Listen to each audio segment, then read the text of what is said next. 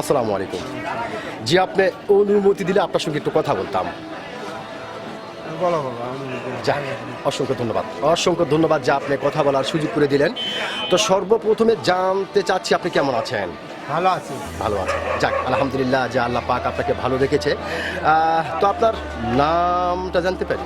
আমার নাম মোহাম্মদ মামুনুর রশিদ। মোহাম্মদ মামুনুর রশিদ, সুন্দর একটি নাম আপনার, চমৎকার একটি নাম আপনার। তবে একটি কথা বলতে আমি বাধ্য হচ্ছি, সেটা হচ্ছে আপনার নাম শুনে এবং আপনাকে সামনাসামনি দেখে যেটা বোঝা যাচ্ছে আপনি দুর্দান্ত একজন সাহসী মানুষ।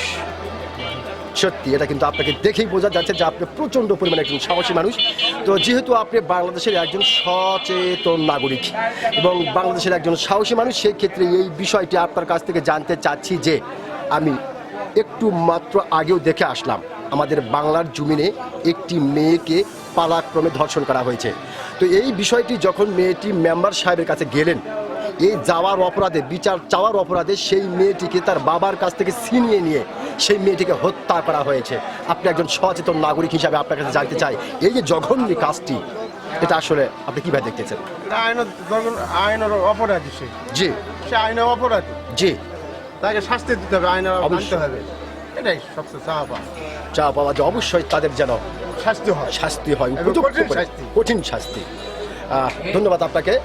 তবে যেহেতু আমাদের বাংলাদেশে নতুন সরকার গঠন হলো, তো সেই ক্ষেত্রে আপনি একজন বাংলাদেশের সচেতন নাগরিক হিসাবে এই যে ধর্ষণগুলি হচ্ছে, এই বিষয়ে আপনি নতুন সরকারকে কিছু একটি পরামর্শ দিতে পারেন?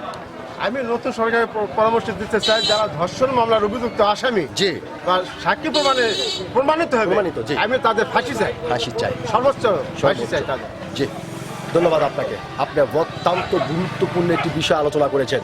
আমাদের বাংলাদেশে এইরকম ধর্ষকদের যদি প্রকাশ্যে ফাঁসি দেওয়া হয়, তাহলে আমাদের মনে হয় যে পরের দিন থেকে তারা সাউথ আফ্রিকা থেকে হজ করে আসবে, কেউ আর ধর্ষণ করার কথা ভুলেই যাবে।